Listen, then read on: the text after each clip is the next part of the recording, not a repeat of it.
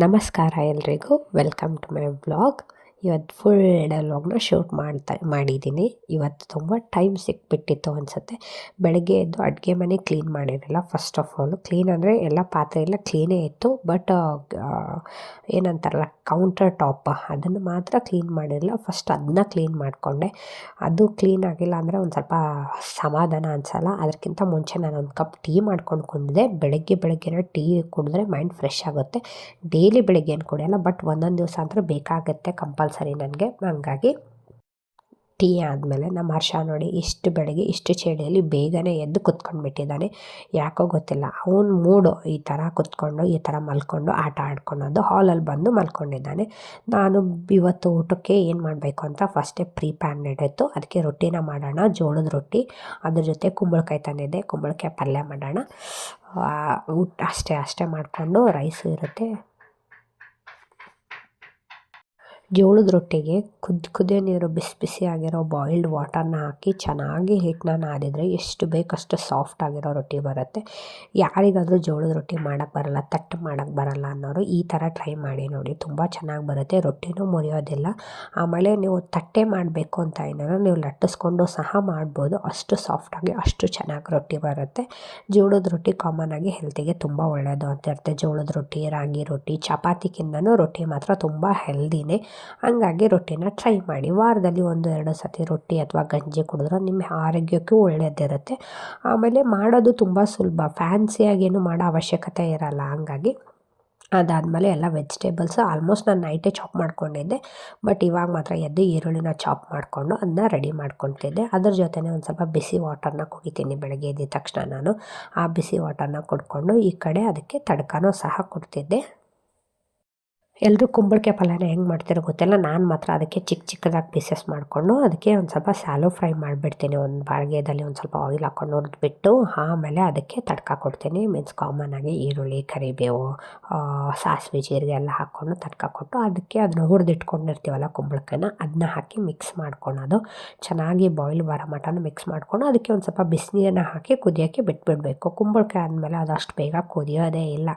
ಅದಕ್ಕೆ ನಿಮಗೆ ತುಂಬ ಪೇಷನ್ಸ್ ಬೇಕಾಗಿರುತ್ತೆ. ಆ ಕಡೆ ಬಾಯ್ಲ್ ಮಾಡೋಕ್ಕಿಟ್ಟು ಈ ಕಡೆ ಎಲ್ಲ ರೆಡಿ ಆಗಿಬಿಡ್ತು. ಈ ಕಡೆ ರೊಟ್ಟಿನೂ ಮಾಡ್ಕೊಳ್ಳೋಣ ಬಿಸಿ ಅದು ಅಂತೇಳಿ ರೊಟ್ಟಿ ಮಾಡ್ಕೊತಿದ್ದೆ. ನಮಗೆ ರೊಟ್ಟಿ ಮಾಡಿದಾಗ ನಮ್ಮ ಹರ್ಷಗೂ ಸಹ ನಾನು ರೊಟ್ಟಿನೇ ಕೊಡ್ತೀನಿ. ಅವ್ನ ಪಲ್ಯ ಜೊತೆ ತಿಂದರೆ ಬೆಸ್ಟು. ಅವನಿಗೋಸ್ಕರ ಪಲ್ಯನೂ ಸಹ ನಾನು ಜಾಸ್ತಿ ಖಾರ ಹಾಕೋದಿಲ್ಲ, ಸಪ್ಪೆನೇ ಮಾಡೋದು. ಬಟ್ ಅವ್ನು ತಿನ್ನಲ್ಲ ಅಂದರೆ ಹಾಲು ರೊಟ್ಟಿ ಮಕ್ಕಳಿಗೆ ಕೊಡೋದು ಬೆಸ್ಟ್. ಅದು ಹಾಲನ್ನ ಒಂದು ಸ್ವಲ್ಪ ಬಿಸಿ ಮಾಡಿ ಬಿಸಿ ರೊಟ್ಟಿನ ಅದರಲ್ಲಿ ಹಾಕಿ ಒಂದು ಸ್ವಲ್ಪ ರುಚಿಗೆ ಒಂದು ಸ್ವಲ್ಪ ಬೆಲ್ಲನ ಆ್ಯಡ್ ಮಾಡಿದರೆ ಅವರಿಗೆ ತಿನ್ನೋಕ್ಕೆ ಸ್ವೀಟಾಗೂ ಇರುತ್ತೆ, ಮತ್ತು ರೊಟ್ಟಿ ಬೆನಿಫಿಟ್ಸು ಸಹ ಅದರಲ್ಲಿ ಬರುತ್ತೆ. ಆ ಥರ ನೀವು ಟ್ರೈ ಮಾಡ್ಬೋದು. ಅದನ್ನು ಬಿಟ್ಟರೆ ನೀವು ನೋಡ್ಬೋದು, ಊಟಕ್ಕೆ ಮಾತ್ರ ಸಾಂಬಾರು ಮಾಡಿದ್ದೆ, ಕುಂಬಳಕಾಯಿ ಪಲ್ಯ, ರೊಟ್ಟಿ ಮತ್ತು ಉಪ್ಪಿನಕಾಯಿ ತುಂಬ ಟೇಸ್ಟಿಯಾಗಿತ್ತು.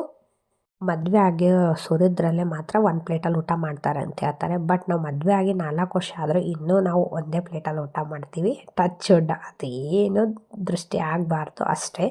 ಅದಾದಮೇಲೆ ಆ್ಯಸ್ ಯೂಶ್ವಲಿ ರೆಡಿಯಾಗಿ ಸ್ಕೂಲಿಗೆ ಹೋಗಿ ಬಂದಮೇಲೆ ನಮ್ಮ ಹಸ್ಬೆಂಡ್ ಇವತ್ತು ಆಫೀಸಿಗೆ ಹೋಗಿರಲಿಲ್ಲ, ಅವ್ರು ಮನೆಯಲ್ಲೇ ಇದ್ದರು. ಅಂದರೆ ಕೆಲಸ ಮುಗಿಸ್ಕೊಂಡು ಬೇಗ ಬಂದುಬಿಟ್ಟಿದ್ರು. ಹರ್ಷಾಗ ಮಾತ್ರ ತುಂಬ ಖುಷಿ ಆಗಿಬಿಟ್ಟಿದ್ದು, ಅಪ್ಪ ಬಂದಿದ್ದಾರೆ ಅಂತೇಳಿ. ಅವನ ಅಪ್ಪನ ಜೊತೆ ಒಂದು ಸ್ವಲ್ಪ ಆಟ ಆಡ್ಕೊಂಡು, ನನಗೆ ಇದ್ದಕ್ಕಿದ್ದಂಗೆ ನೈಟು ಹೆಣ್ಮಕ್ಳಿಗೆ ಮೂಡ್ ಸ್ವಿಂಗ್ಸ್ ಆಗೋದು ಕಾಮನ್ ಅಲ್ವ, ಯಾಕೋ ಮೂಡ್ ಫುಲ್ ಮೂಡ್ ಸ್ವಿಂಗ್ ಆಗ್ಬಿಡ್ತು. ಹಾಗಾಗಿ ನಮ್ಮ ಹಸ್ಬೆಂಡು ಎಲ್ಲಾದರೂ ಹೊರಗಡೆ ಹೋಗೋಣ ಬಾ ಅಂತೇಳಿ ಕರ್ಕೊಂಡೋದ್ರು. ಇದೆಲ್ಲ ಅನ್ಎಕ್ಸ್ಪೆಕ್ಟೆಡ್ ಪ್ಲ್ಯಾನ್ಸು. ಆಮೇಲೆ ಹೆಣ್ಮಕ್ಳು ಇಷ್ಟು ಲಕ್ಕಿನೂ ಇರಬೇಕಾಗತ್ತೆ. ನೀವು ಏನಾದರೂ ಅಪ್ಸೆಟ್ ಆಗಿದ್ದೀರಾ ಅಂದರೆ ಈ ಥರ ಹೊರಗಡೆ ಕರ್ಕೊಂಡೋಗಿ ಚಿಯರ್ ಅಪ್ ಮಾಡೋ ಗಂಡನೂ ನಿಮಗೆ ಇರಬೇಕಾಗತ್ತೆ.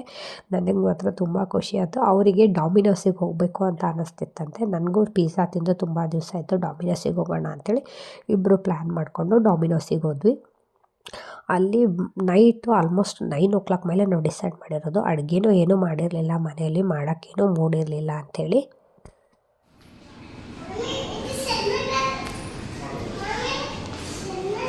ಸೈಡಾಗಿ ನೀ ಫಸ್ಟ್ ಅಲ್ಲಿಂದು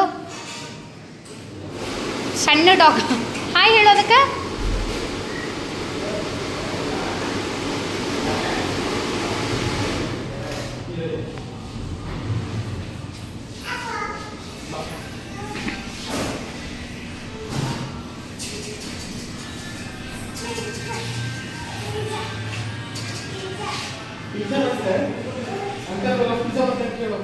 ನಮ್ಮ ಹರ್ಷ ಅಲ್ಲಿ ಡಾಗಿನ ನೋಡಿಬಿಟ್ಟು ಮಮ್ಮಿ ಸಣ್ಣ ಪಾಪ ಅದು ಸಣ್ಣ ಬೇಬಿ ಅದು ಅಂತ ಹೇಳ್ತಿದ್ದಾನೆ.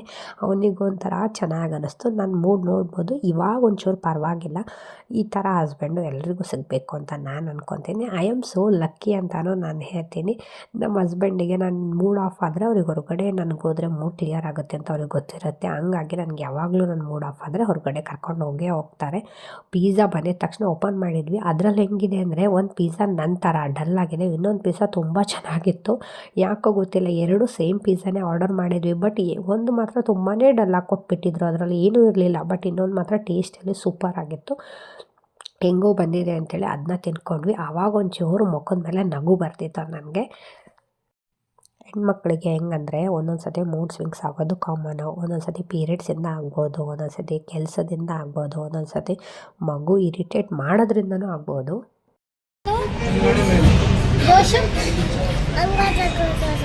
ಹರಿತು ತಾ ನಿಂದರು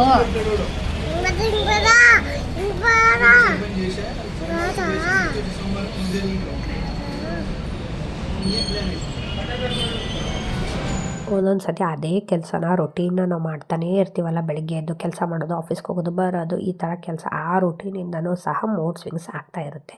ಬಟ್ ಫಾರ್ ಎ ಚೇಂಜ್ ಈ ಥರ ಹೊರಗಡೆ ಹೋದರೆ ನಿಮ್ಮ ಮೂಡು ಕ್ಲಿಯರ್ ಆಗುತ್ತೆ. ಆಮೇಲೆ ಮತ್ತೆ ನಾವು 1 ವೀಕ್ ಮಟ್ಟ 10 ಡೇಸ್ ಮಟ್ಟ ಈ ಮೂಡಲ್ಲಿ ಇರಲ್ಲ ನಾವು. ಹಂಗಾಗಿ ನನಗೆ ಪಾವ್ ಭಾಜಿ ತಿನ್ನಬೇಕಾಗಿ ಅನ್ನಿಸ್ತಿತ್ತು ಅಂಥೇಳಿ ಮತ್ತೆ ಪಾವ್ ಭಾಜಿ ತಿನ್ನಕ್ಕೆ ಹೋದ್ವಿ. ಹರ್ಷಗೆ ಅಲ್ಲೇ ಮತ್ತು ಇಡ್ಲಿನ ತಿನ್ಸೋಣ, ಅವನು ಊಟ ಮಾಡಿರಲಿಲ್ಲ. ಅವನು ಒಂದು ಸ್ವಲ್ಪ 1 ಪೀಸಿನ 2 ಪೀಸು ಪಿಝಾ ತಿಂದಿದ್ದ. ಪೀಸ್ ಅಂದರೆ ಚಿಕ್ಕ ಪೀಸು. ಯೂಶ್ವಲಿ ಮಕ್ಕಳಿಗೆ ಜಂಕ್ ಫುಡ್ಸ್ನ ಅವಾಯ್ಡ್ ಮಾಡ್ತೀವಿ. ಬಟ್ ಈ ಜನ್ರೇಷನಲ್ಲಿ ನಾವೇ ತಿಂತೀವಿ ಅಂದರೆ ಮಕ್ಕಳು ಎಷ್ಟಾದರೂ ತಿಂತಾರೆ. ಫುಲ್ಲಿ ಅವಾಯ್ಡ್ ಮಾಡೋದಕ್ಕಿಂತನೂ ಅದೇನೋ ಅಂತಲ್ಲ, ಕ್ವಾಂಟಿಟಿನ ಕಡಿಮೆ ಮಾಡಬೇಕು ಅಷ್ಟೇ. ಫುಲ್ಲಿ ನೀವು ಅದನ್ನೇ ಕೊಡೋಕ್ಕೆ ಹೋಗಬಾರ್ದು. ಅದೆಲ್ಲ ಮುಗಿಸ್ಕೊಂಡು ಮನೆಗೆ ಬಂದಷ್ಟಿಗೆ 10:30 ಆಗಿತ್ತು. ಮನೆಗೆ ಬಂದು ನೋಡಿದ್ರೆ ಅಡುಗೆ ಮನೆ ಫುಲ್ಲು ಪಾತ್ರೆ ತೊಳೆಯೋದು, ಕ್ಲೀನಿಂಗು ಮತ್ತು ಹಾಲ್ ಎಲ್ಲ ತುಂಬಾ ಗಲೀಜಾಗಿಬಿದ್ದಿತ್ತು. ಬಟ್ ಇವತ್ತಿಗಿರಲಿ, ಬೆಳಗ್ಗೆ ಎದ್ದು ಮಾಡ್ಕೊಳ್ಳೋಣ ಅಂಥೇಳಿ ಅಪ್ಪ ಮಗನ ಮಸ್ತಿ ನೋಡ್ಕೊತ ನಾನು ಆರಾಮಾಗಿ ನಾನು ನಿದ್ದೆ ಮಾಡೋಕ್ಕೆ ಪ್ರಿಪೇರ್ ಆಗಿಬಿಟ್ಟೆ. ಈ ಥರ ಒಂದೊಂದು ದಿವಸ ನಡೀತಾ ಇರುತ್ತೆ. ನಿಮ್ಮ ಲೈಫಲ್ಲಿ ಹಿಂಗೇನಾದರೂ ಇದ್ದರೆ ಕಮೆಂಟಲ್ಲಿ ತಿಳಿಸಿ.